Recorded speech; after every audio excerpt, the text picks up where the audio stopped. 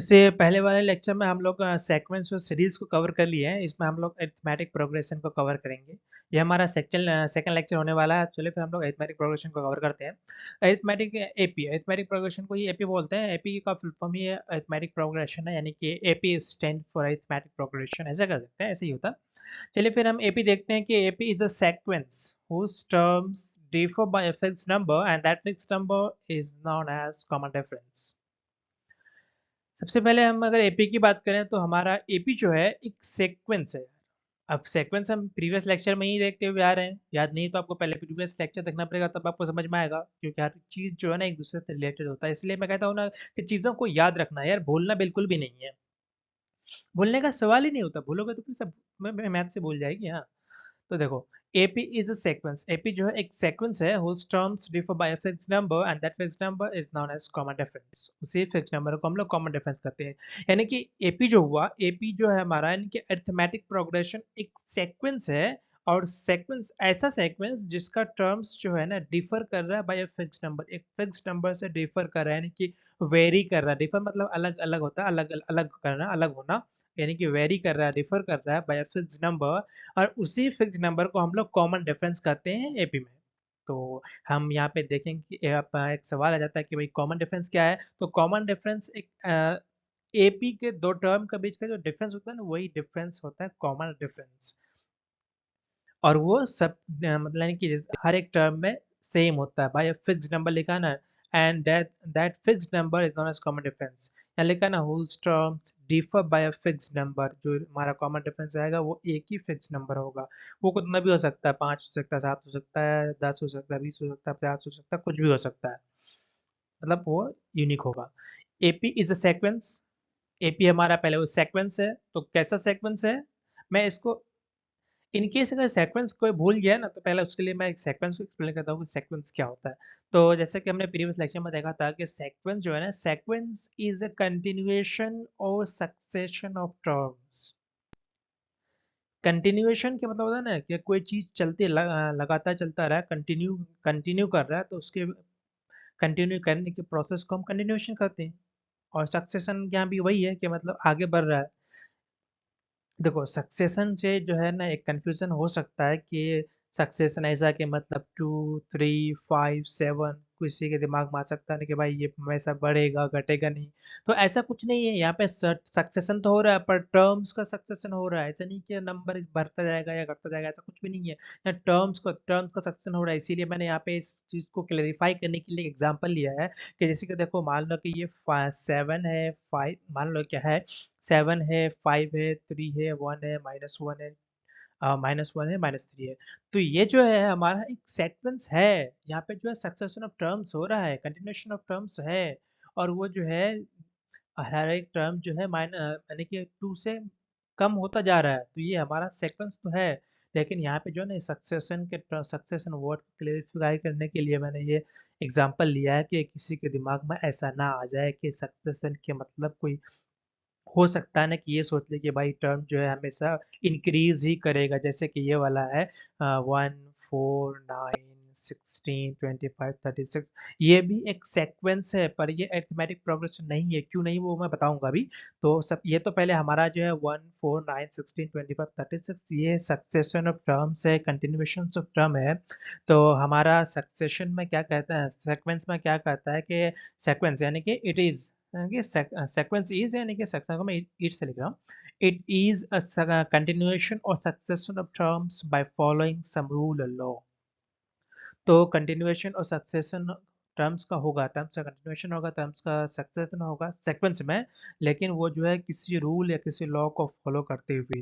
तो यहाँ पे ये वाला एग्जांपल लें, अगर 1 4 9 16 25 36, तो यहाँ पे ये है कि ये 1 का स्क्वायर है, 2 का स्क्वायर है, 3 का स्क्वायर है, 4 का स्क्वायर है, 5 का स्क्वायर है, 6 का स्क्वायर है। तो यहाँ जो है वो हर नंबर का स्क्वायर ही हो रहा है, तब वो जाके आ रहा है। इसका मतलब यहाँ पे कुछ रूल और कुछ लॉ को फॉलो कर रहा है। तो इसमें कोई शक नहीं है कि ये सेक्वेंस है। ये सेक्वेंस तो है, पर ये यहाँ पे मैंने क्या किया, कट किया है ना, तो ये सेक्वेंस है। ठीक है, यह मैंने कट इसलिए किया था क्योंकि ये मैं बताना चाह रहा था कि ये अरिथमेटिक प्रोग्रेशन नहीं है, इसलिए कट किया था। पर यह सेक्वेंस है, सेक्वेंस के नीचे लिखा हुआ है, इसलिए मैं टिक करता हूँ, नहीं तो फिर उसको और कंफ्यूजन हो सकता है।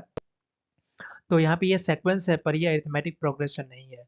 ये भी सीक्वेंस जैसे कि 2 5 8 11 14 इस तरह हर तीन तीन से हमेशा बढ़ता जा रहा है। तो ये भी हमारा जो है एक सेक्वेंस है। तो सेक्वेंस सेक्वेंस हम समझ गए ना कि सेक्वेंस होता है कंटिन्यूएशन और सक्सेशन ऑफ टर्म्स होता है बाय फॉलोइंग सम रूल और लॉ। किसी लॉ या किसी रूल को फॉलो करते हुए टर्म्स का सक्सेशन होना, टर्म्स का कंटिन्यूएशन होना ही सेक्वेंस है। तो ये भी सेक्वेंस है, ये भी सेक्वेंस है और ये भी सेक्वेंस है। ये एग्जाम्पल मैंने इसीलिए लिया क्योंकि दिमाग सक्सेशन से अगर किसी के दिमाग में ये सवाल आ सकता है कि भाई सक्सेशन ऑफ टर्म्स यानी कि हमेशा जो है इस तरह से इंक्रीज करता जाएगा, जरूरी नहीं कि इंक्रीज करे। टर्म्स का सक्सेशन हो रहा है, टर्म आगे बढ़ रहा है, 5 7 7 के बाद 5 5 का 3 इस तरह से सक्सेशन होना, इसको कह रहे हैं। ऐसा नहीं कि इंक्रीज होना, वैल्यू में इंक्रीज होना वो सक्सेशन नहीं है, सक्सेशन ऑफ टर्म्स है। इसलिए यहाँ से ये वाला सक्सेशन जो वर्ड है उसकी वजह से एग्जाम्पल लिया हूँ मैं, ताकि सक्सेशन का क्लियरिटी अच्छी तरीके से क्लियर हो सके। चलिए सक्सेशन का हम लोग फिर से रिवाइंड कर चुके, चलिए हम फिर से आ जाते हैं एपी में एक बार के। एपी इज अ सीक्वेंस, अभी हम सीक्वेंस रिवाइंड करके आ रहे हैं ना। तो AP is a sequence, AP जो है एक सीक्वेंस है हुज टर्म्स, यानी कि ऐसा सीक्वेंस है जिसका terms whose terms differ by a fixed number and that fixed number is known as common difference। AP एक सीक्वेंस है, ऐसा सीक्वेंस है जिसका टर्म्स जो है एक फिक्स्ड नंबर से डिफर कर रहा है और वो फिक्स्ड नंबर को हम लोग कॉमन डिफरेंस करते हैं। यहाँ तक क्लियर है? चलिए हम आगे चलते हैं, इसी को और एक्सप्लेन करेंगे आपको ताकि और क्लियर हो सके। तो मैं मान लेता हूँ कि let A is the first term of AP. मानते हैं कि ए जो है एपी का फर्स्ट टर्म है और वहाँ पे कॉमन डिफरेंस की बात आई थी ना, तो D is the common difference of AP. मान लेते हैं कि ए फर्स्ट टर्म है और डी जो है कॉमन डिफरेंस है। ये कॉमन डिफरेंस है किसका? एपी का कॉमन डिफरेंस है। और ए जो है फर्स्ट टर्म ऑफ एपी है, d is the common difference of AP है।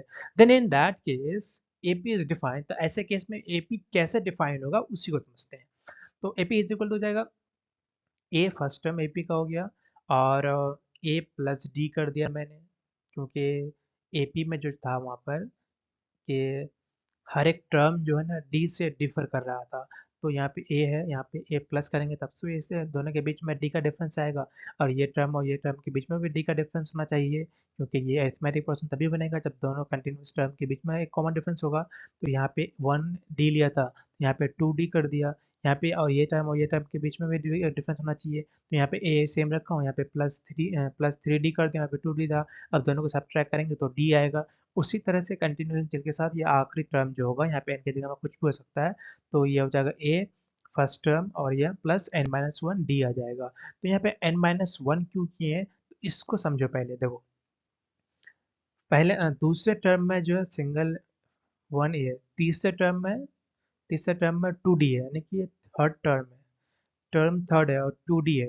तो आखिरी लास्ट में भी जितना ही टर्म एन के जगह में जितना भी आ जाए, एन अगर 50 हो जाएगा, लेट सपोज कि एन की वैल्यू 50 है, तो यहाँ पे 49 डी रखेंगे, क्योंकि यहाँ पे जितना जितना टर्म होगा उससे एक का मल्टीप्लिकेशन हो रहा है डी के साथ। हो रहा है ना, थर्ड टर्म तो 2 हो रहा है, सेकंड टर्म में तो 1 हो रहा है, ये फोर्थ टर्म है, फोर्थ टर्म तो 3 डी आ रहा है। तो इसी तरह से लेट सपोज अगर ये 50 एन अगर 50 हो जाएगा, तो 50-1 49 डी। तो अगर 50 टर्म में ऐसे लिखेंगे ए प्लस 49 डी, फिर लेट सपोज मैं माना हूँ कि एन की वैल्यू 50 है, तब कुछ भी हो सकता है उसकी वैल्यू, तो मैं भी बताया। तो उसी तरह से मैं यहाँ पे फिर इसको एन कह रहा हूँ कि N term of AP, N term of AP यानी कि टी टर्म और nth टर्म, इसलिए इसको इस तरह से भी लिखा जा सकता है, एन टर्म ऑफ एपी या फिर एन के नीचे टी के नीचे एन, ये T for term nth term. तो उसको इस तरह से लिखते हैं ए प्लस n-डी, ये वाला, ये आखिरी वाला टर्म, ए प्लस n-1 डी। तो ये आपको याद रखना पड़ेगा, ये एन टर्म पूछ लेता है तो ये आपको याद रखना पड़ेगा। समझ में आ गया कि ये कैसे आया है? तो ये एन टर्म इस तरह से फाइंड आउट करते हैं, इसको आपको ये फॉर्मूला को रिमेंबर करना है। उसी तरह से डी जो है, डी की वैल्यू जो है ना एन टर्म माइनस उससे एन के पहले वाले टर्म, n-1 है ना, तो n टर्म उससे एक पहले वाला टर्म। एक एग्जांपल मैं यहाँ पे ले रहा हूँ कि ये कैसे आ गया, ये जो है ना, ये चीज़ कैसे आया कि ये एन टर्म है, डी निकालना है, तो आखिरी वाला टर्म और उससे पहले वाला टर्म को माइनस करेंगे तो मेरे डी की वैल्यू आ जाएगा। यहाँ पे जो है एन की जगह में कुछ भी आ सकता है, तो मैं मान लेता हूँ यहाँ पर कि एन की जगह मैं मान लेता हूँ कि एन की जगह में 3 है। मैं मानता हूँ समझाने के लिए, यहाँ पर कुछ भी हो सकता है पर मैं समझाने के लिए अभी 3 मान रहा हूँ। तो आप इसको समझो कि एन की जगह में मान लो 3 है यानी कि ये टर्म हो जाएगा, ये वाला। तो इसको मैंने यहाँ पे बिठा दिया और ये n-1 है, यानी कि उससे पहले वाला आ जाएगा, तो ये, तो माइनस माइनस का साइन माइनस रह गया, उसके बाद ये वाला Tn-1 की जगह में ये आ गया। अब दोनों का सब्ट्रैक्ट करेंगे तो d आएगा, तो आया ना, तो वही चीज़ है यार। इसको आपको रिमेंबर करना पड़ेगा। ये समझ गए आप कैसे आ गया, आपको भी तो ध्यान में है और इसको अच्छे से याद भी रखना है। चलिए हम आगे चलते हैं कि यहाँ पे लिखा है कि sum of the first n terms का सम निकालना। ये फॉर्मूला है, कंप्लीट फॉर्मूला है, इसको आपको याद रखना है। ये कैसे आता है मैं बता भी दूंगा, पर इसको आपको याद रखना पड़ेगा। तो यहाँ पे है सम ऑफ एन टर्म्स, तो एन टर्म्स होगा चाहे कुछ भी चाहे 20 30 40 50 100 कुछ भी। तो S N is equal to, यहाँ जितना होगा वहाँ पे ये होगा n50, तो यहाँ पे 50 n-2, और ये ब्रैकेट है a प्लस एल, एल होता है लास्ट टर्म के लिए। तो इसको इस तरह से भी लिख सकते हैं n/2, ये ब्रैकेट है a प्लस, ये हो गया फर्स्ट टर्म, और ये लास्ट टर्म को ऐसे ही लिखते हैं ना, अभी हम प्रीवियस स्लाइड में देखते हुए आ रहे हैं कि लास्ट टर्म को ऐसे ही लिखते हैं, a प्लस एन, एन जितना भी टर्म होगा तो उससे एक माइनस करके डी के साथ मल्टीप्लाई करेंगे तो वो लास्ट टर्म बन जाएगा a प्लस n-1 डी, तो ये लास्ट टर्म बन जाएगा। इसको यहाँ पे मैंने दोनों को सॉल्व कर दिया, दोनों ए को कंबाइन कर दिया, तो ये हो जाएगा n/2 ब्रैकेट, ये दोनों एट को ए को प्लस कर दिया 2a प्लस n-1 डी। तो ये जो है हमारा सम निकालने का, यानी कि nth टर्म का सम निकालने का, अरिथमेटिक प्रोग्रेशन में nth टर्म का सम निकालना हो तो हमें ये फॉर्मूला का यूज़ करना पड़ेगा। ये आप समझ गए हैं कैसे ये आया है, और इसको याद रखना है। और अगर नहीं समझ में आ रही है तो आपको पिछला स्लाइड देखना पड़ेगा, तभी समझ में आएगा, क्योंकि अगर आप यहाँ पे कुछ भी नहीं है, बस यहाँ पे n टर्म कैसे आया है ये इससे पहले वाले स्लाइड में था, तो आपको वो फिर से देखना पड़ेगा, फिर समझ में आ जाएगा।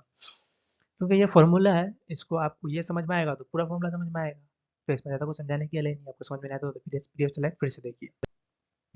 मैं एग्जांपल के तौर पे मैं आपको समझाता हूँ कि कैसे काम करता है ये। तो एल जो होता है ना, लास्ट टर्म भी कर सकते हैं उसको, या nth टर्म। एल जो है, एल को लास्ट टर्म भी बोला जा सकता है, nth टर्म भी बोला जा सकता है, जो बोलना चाहे। यहाँ पे एस एन है ना, तो एन अगर 50 है तो लास्ट टर्म भी 50 हो जाएगा, लास्ट में 50, nth टर्म 50, तो वही यहाँ पे 50 देंगे तो वही हो जाएगा, एक ही बात है। तो इसको मैं ये अरिथमेटिक प्रोग्रेशन है हमारा, ये एक जनरल अरिथमेटिक प्रोग्रेशन है। इसको मैं लिखूँ first term, second term, third term, fourth term, fifth term, है ना। तो मैं आपको ये समझाना चाह रहा हूँ इसमें कि इसकी जो है क्लियरिफिकेशन के लिए कि यहाँ पे देखो, a प्लस 4d है ना, तो ये फिफ्थ टर्म है, तो यहाँ पे 4 आ रहा है। ये कैसे आ रहा है, तो देखो मान लेते हैं कि अगर n की वैल्यू अगर 5 है तो ये 5 फिफ्थ टर्म हो जाएगा, n की वैल्यू 5 है, n की फिफ्थ टर्म, तो फिफ्थ टर्म हो जाएगा। तो अगर यहाँ पे जो मल्टीप्लिकेशन हो रहा है, ये वाली चीज़ जो हो रहा है, ये वाली और ये वाली चीज़, उसी के लिए एग्जांपल लिया हूँ मैं। तो अगर ये फिफ्थ टर्म है तो एन की जगह में 5 दे देंगे, और -1 हो गया ब्रैकेट डी, यानी कि 4d आएगा ना। तो वही चीज़ है यहाँ पर, यहाँ पे जो है 4d आ जाएगा, 4d आ जाएगा, ये 4d है ना, 4d। टर्म फिफ्थ है लेकिन आ रहा 4, टर्म फोर्थ है लेकिन आ रहा क्या, इतना 3d। टर्म 3 है लेकिन आ रहा कितना, 2d। इसीलिए यहाँ पे भी माइनस कर रहे हैं हमारी जगह से n-1 लास्ट टर्म में, यहाँ भी n-1। ये अब समझाने के लिए क्या n-1 क्यों कर रहे हैं, समझ में आ गया आपको। फिफ्थ टर्म में तो 4 आ रहा है, तो हम n-1 करके ही तो ला रहे हैं, वही चीज़ समझाने के लिए मैं इसको ले आऊँ एग्जाम्पल। तो मैं उम्मीद करता हूँ कि यहाँ तक आपको क्लियर होगा। देखता हूँ ये क्या है।